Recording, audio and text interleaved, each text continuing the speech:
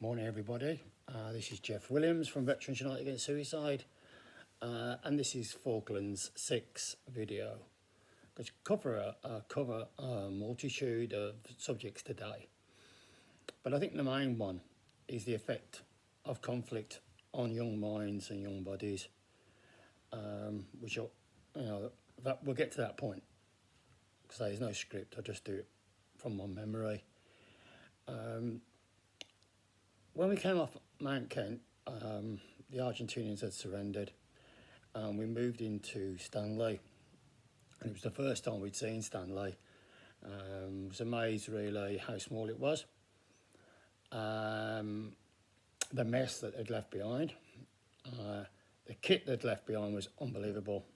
It was the first time in my career that I'd actually seen night goggles. We never had them. The only night observation devices we had were the nod that was attached to the weapons, or some of the weapons, not all of them. So their capability during the evenings was far greater than ours. But I remember us coming off the mountain, and it was really strange, typical Royal Marine mentality really. We were told that prior to going into Stanley, where the Argentinians were still armed, we were to have a shave, because we looked a pretty rough bunch, to be fair. Beards and all sorts, and camouflage cream that had been on for about 2 weeks. So we all had Adobe. I remember taking my top off and having a wash in my mess tin, and good old days, freezing cold water, and had a shave, and we put our green berries on. And to be fair, through most of the conflict, I think we wore our green berries, because the tin lids weren't up to much them days, and they were bloody awkward. So we all took Adobe, and we made our way into Stanley. And when we got there, like I say, the first thing that struck me was the smells. It smelled like they'd been burning. We got down to we walked through the town, and on the left, on the seaward side, there were just loads and loads and loads of 40-foot containers, and they were absolutely full of stuff. I mean, amazing amount of kit they had, and a lot of it hadn't been dished out at that stage. It was just strange. The amount of food they had was just incredible. I remember we had a nosy in one of them, and it was just full of corned beef, for example. It was just like, wow. So we nicked a couple of them. We don't still do in the Royal Marines. We prof, and we put them in our backpacks for later to get some decent food down our neck.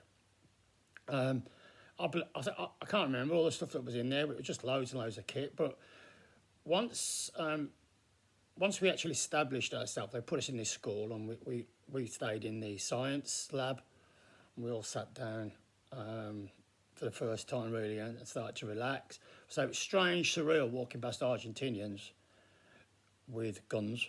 I was like, this is balmy. One of them's only going to get pissed off, and the next thing you'd have a firefight on your hand.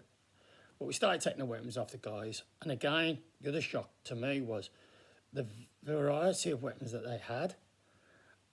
We had SLRs and SMGs and GPMGs, 66mm rocket launchers, 84mm. We had SF kits with us, but they had folded butt FNs, which were modelled on the SLR, but the butts folded in. We were just fascinated with them. And I say one of the jobs I had was escorting. My team used to escort people up to the airport, where K Company were there de-arming them. And there's a famous picture. It's like a mountain of weapons we had. And so my guys were marshalling the guys up there. And I remember getting up there one day, I think it was about day 2 or whatever. I say, you couldn't have climbed over the top of these weapons. And I said, look at that over there. It was a sniper rifle. It was absolutely beautiful. had a massive sight on it, and it had a wooden carved butt, like a Wild West scene, I think, if I remember rightly. I said, God, look at that. There was 9mm pistols, there was Colt 45s, there was a couple of Uzis, believe it or not, there was shotguns, there was, oh, every weapon you could possibly think of was there. And just adding on from that, what we did after a couple of days was, I think it was Josh Shields, who was the PW in 42. He took us over to Moody Brook to the range. And we got to fire some of these weapons we'd never ever fired in our career, so that was good. But did something naughty while I was there, and a lot of guys did it, to be fair. It was like kids in a sweet shop. There's all these weapons and that. So pick up the weapon, and there's two brand spanking 9mm pistols, brand new. They've never been fired. They were in greaseproof paper, and I thought, I'm having them. They'll look great on my wall when I get home. They had Argentinian on them as well, so they went in my backpack. And on the evening, I say all the guys took weapons. We all had some, to be fair, and we used to take them to bits, and I cleaned these 9mm like they were the best things to slice bread. And the idea was that I was going to have them blanked when I got back to UK, and then I'm on my war. So I say all the guys did it. We had loads and loads of stuff. We had more Argentinian stuff. We had our own. And the TQ colour sergeant came in to our little, I call it a grot, but it was, like I say, it was a science lab. And we all sleeping on the floor there. And he come in and he goes, right, guys, it's been drawn to our attention that you've got some weapons. I said, yeah, we've got some weapons. He said, right, he said, I want them. He said, they're all going into the 42 armoury. We're going to check out which ones are half decent, and we're going to destroy the other ones. So we all looked at each other, and he said, I'm not joking, I want the weapons now. I thought, I don't want to give mine up, if I'm honest with you. So he looked at me as a corporal, and he went, Corporal Williams, it's an order. I want those weapons now. So I opened my backpack and pulled these two beautiful 9mm out, and slid them along the floor into the middle of the room. And then he said, come on, and the rest. So people started throwing theirs in. There was only, was there 16 of us, I think there was, altogether in that room. And there was about 35 weapons produced. So they all got taken away and we were gutted. But I managed to keep two things. I managed to keep an helmet, Argentinian helmet, and a bayonet, and they were all marked up as well. And I kept them in my kit bag, and I brought them back to UK actually. And I ended up giving them to my little brother, Darren. He was, I think he was about 12 at the time. He was just absolutely ecstatic. He loved them.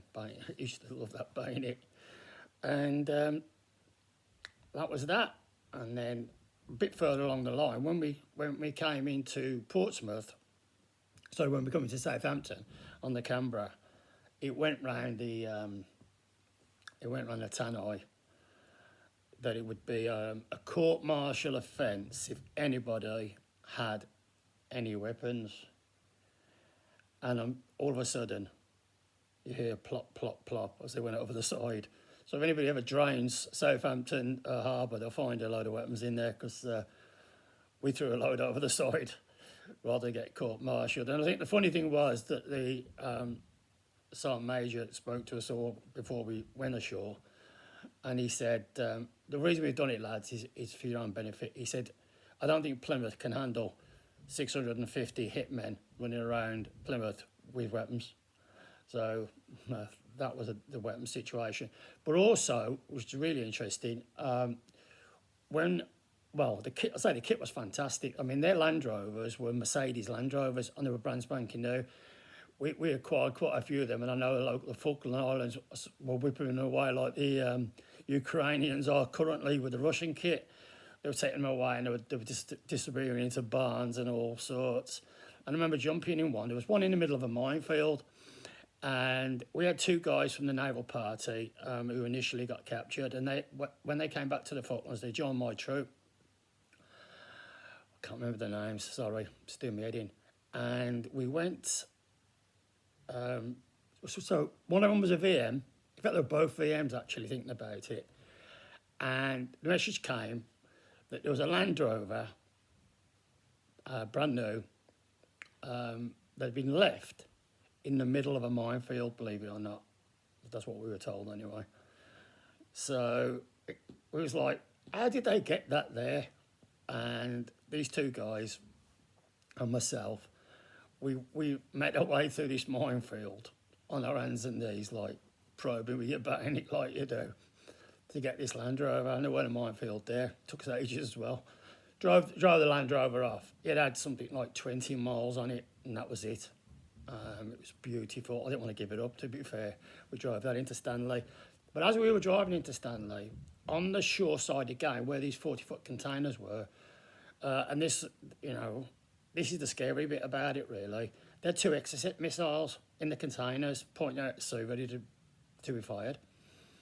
On the way from Stanley to the airfield, we saw anti-aircraft, like a trailer with anti-aircraft guns on it that were radar orientated. So I don't know nothing about it, to be fair. I'm just a foot soldier at the end of the day.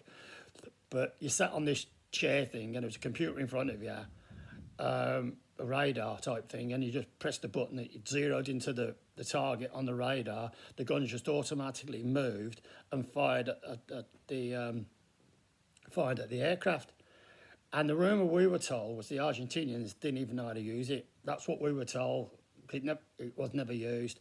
But there was Exocets, there was those things, there was radar stations, and it was all brand spanking new kit. I don't know where it all went, but it was destroyed or whatever, but there was so much kit around, it was just untrue. And like I say, if they'd used it all effectively, I think they had armoured cars there. I don't know if they had any tanks. I don't remember seeing a tank, if I'm brutally honest with you. But the mess they left behind was just unbelievable. Well, the Stanley, people who lived in Stanley will tell you, they weren't bloody the tidiest people. And to be fair, Royals working parties and naval working parties ended up cleaning up most of the rubbish. So there we go. That's another little bit about the Falklands. The kit there was fantastic. We tried to prof some of it. Got taken off us. And before we knew where we were back on Canberra and we were sailing back. And as I said previously, I actually slept for 2 days. I was that tired. I never had nothing to eat, just got my head down in a sheet. You know what it's like when you change your sheets, but when you've been in the field, two things I want to mention. In the field, okay, sleeping in your bag every single night with your rifle or your 9mm or whatever your personal weapon was by your side, ready to go. Unless you've done that, you can't explain it. Every single night, every noise, when people used to say you sleep with one eye open, you do. Your brain never switches off. We were in open territory. People could quite easily have assaulted us. And the other thing was when we were on top of Mount Kent, spoke to the Argentinians at the end, and they didn't believe we were on top of Mount Kent because they tried it, and apparently they came off it because it was so horrendous. Yet we stayed up there for about bloody 2 weeks, and they used to bombard the valleys around it because that's where they were convinced we would be, not up top of the coldest bloody mountain on the island. So there was that as well. But never forget the people that didn't come back. I've seen a lot of remembrance stuff. I think that's fantastic. The two blokes I mentioned Taff before, but the two guys from 4-2 that we lost was Jeremy Smith. He was a corporal. We lost him on the top of Mount Harriet. And the other one was Lance Corporal Smith.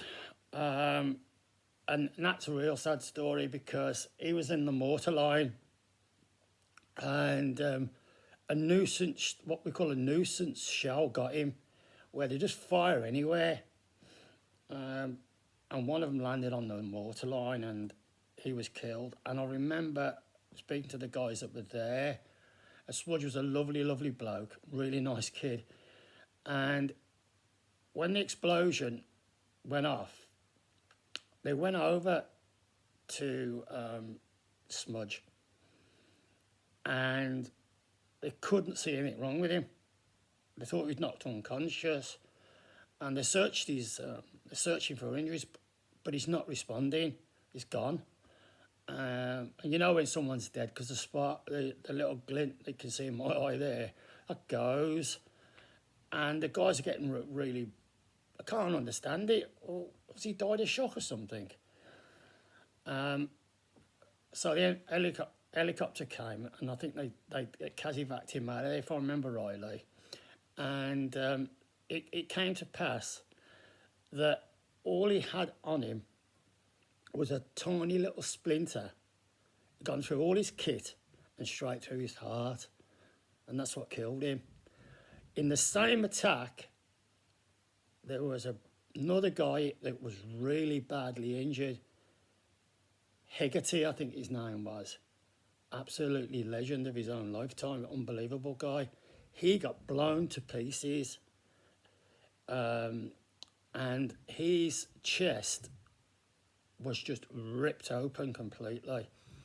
Now, when the helicopter come in, what they used to have to do is prioritise who would go first. And they looked at Smudge, and they thought he was dead. But Heg was definitely going to die. He was absolutely smashed to pieces. But we got him on the airframe and got him away. Believe it or not, that guy went to Norway. So that was in May, round about now, April, May. In the January of '83, he went to Norway with us. And I remember sitting in a bar with him. There was one nightclub where we were, and we were having a few beers. And his party piece was he used to take his top off like I do now. And he was absolute. I don't know how many stitches he had, but he must have had about 1,000 stitches. It's like a patchwork, his chest was. And he used to take it off, and the Norwegian girls used to say, "Did you go to the Falklands?" And he'd go, "Yeah, I would check this one out." And they'd go, "Bloody hell." And that guy did the 20k ski biathlon that year as well. That's the measure of that guy. And there's lots of little stories like that as well. But that's me finished now. That's 18 minutes. Didn't want to go that long. Hope that's, it gives somebody some reflection. We don't want to forget these things. I was speaking to Chris this morning, and by the time we get to the 50th, most of us are not going to be here, and all this is going to be gone. It's a glorious time for our country. A time that I'd go back to tomorrow if I could, because I know we had more assistance with Maggie Thatcher and her attitude towards the services than what we currently do. And I think that's the frustration with a lot of our lads that fought. When you are held in high esteem, and then all of a sudden you appear to be nobody again. Well, there we go. Jeff Williams, former Royal Marine, always will be a Royal Marine, former warrant officer, Falklands veteran, and several other campaigns as well. Look after yourself, troops. All the best. Thank you. Bye-bye.